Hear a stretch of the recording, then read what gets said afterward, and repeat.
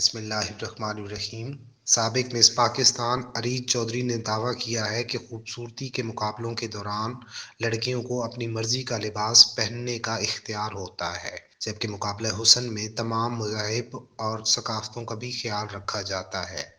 اریج چودھری سال 2020 اور 2021 میں مس پاکستان بنی تھیں۔ مس پاکستان کی غیر منافع تنظیم کینیڈین نژاد پاکستانیوں کی ہے۔ مذکورہ مقابلوں کے لیے حکومت پاکستان معاونت فراہم نہیں کرتی اور نہ ہی ایسے مقابلوں کو حکومت سپورٹ کرتی ہے۔ حال ہی میں اریج چودھری نے مزاحیہ پروگرام ہنسنا منع ہے میں شرکت کی، جہاں انہوں نے مختلف معاملات پر کھل کر بات کی۔ انہوں نے بتایا کہ خوبصورتی کے مقابلے کروانے والی تنظیموں کے بھی فوج اور پولیس سمیت دیگر اداروں کی طرح اپنے ضوابط ہوتے ہیں۔ ان کے بعض قواعد انتہائی سخت ہوتے ہیں۔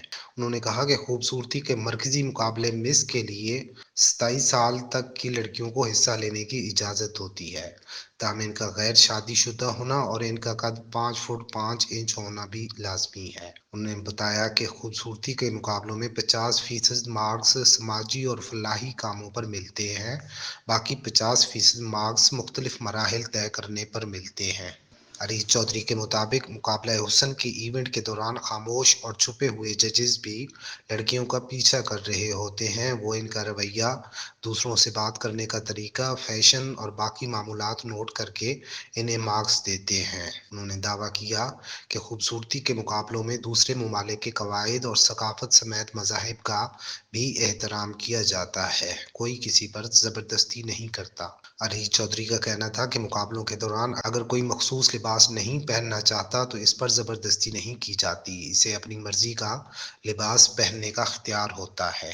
انہوں نے بتایا کہ ان پر بھی مس پاکستان کے مقابلوں کے دوران لباس کے معاملے پر سختی نہیں کی گئی اور انہیں اپنی مرضی کا لباس پہننے کا اختیار تھا۔